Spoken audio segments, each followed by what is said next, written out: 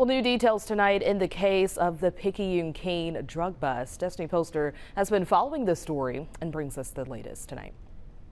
New photos have been released following the arrest of the so-called Picayune King. You may remember hearing about the drug bust leading to the recovery of guns, green, and gators. These are the photos from the Mississippi Department of Wildlife, Fisheries, and Parks from the home of Ryan Howard, which was confirmed by Picayune Police Chief Joe Quave. According to an MDWFP Facebook post, the Picayune Police Department conducted a search warrant at Howard's home.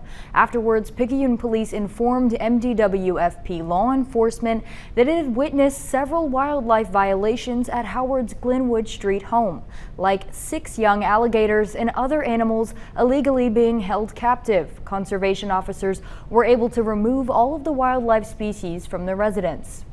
Chief of Law Enforcement for the Mississippi Department of Wildlife, Fisheries, and Parks, Colonel Jerry Carter says, "We are appreciative to all of our fellow law enforcement agencies for their efforts to help protect the wildlife of the state." Police Chief Quave confirms Howard is still being held at the St. Tammany Parish Jail in Louisiana.